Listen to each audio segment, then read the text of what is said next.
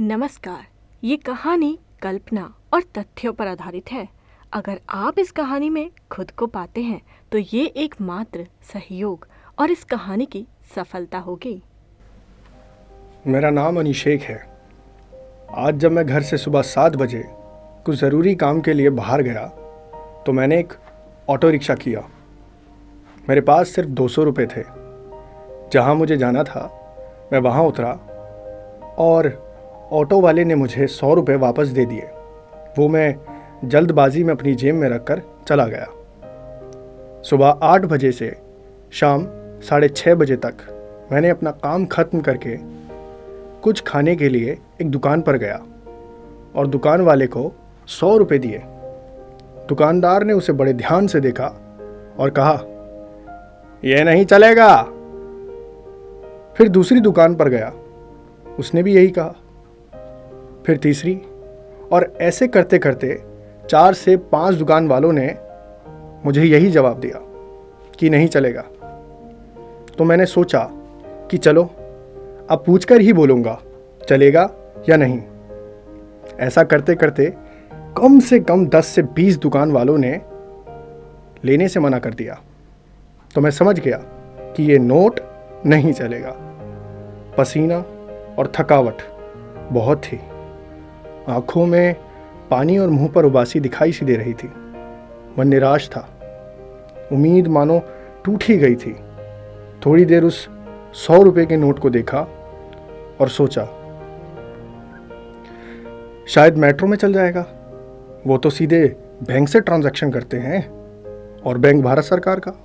वो अपना नोट लेने से कैसे मना कर सकते हैं। लेकिन वहाँ भी मायूसी ही हाथ लगी। भूखा खाली पेट और ऊपर से पसीना। बहस करने का कोई इरादा ही नहीं था। बस फिर क्या, मैं मेट्रो से बाहर आ गया। मेरा गर्म शरीर ठंडी सांसें लेने लगा। सामने ही गौतम बुद्धा की एक फोटो दिखाई दी। आधी आंखें बंद और चेहरे पर कोई भाव नहीं, होठों पर एक छोटी सी मुस्कुराहट। फिर मेरे दिल ने कहा, जब दिल और दिमाग एक साथ काम करते हैं तो दिल क्या सोचता है और दिमाग क्या, इससे कोई फर्क नहीं पड़ता। आधा उम्मीद से भरा हुआ और आधा उम्मीद से हारा। तो मैंने डिसाइड किया कि 10-20 बार देख लिया, एक बार और सही। तो मैं एक बर्गर और गोलगप्पे वाले की दुकान पर गया, उसी गर्म शरीर और ठंडी सांसों के साथ। मैंने पहले उसे नोट दिखाया और कहा, भैया ये नोट चल जाएगा ना। उसने बड़े गौर से उस नोट को देखा और आधी आंखें बंद करके इशारा किया, बिल्कुल वैसे ही जैसे गौतम बुद्धा की उस फोटो में देखा था। क्या खाओगे?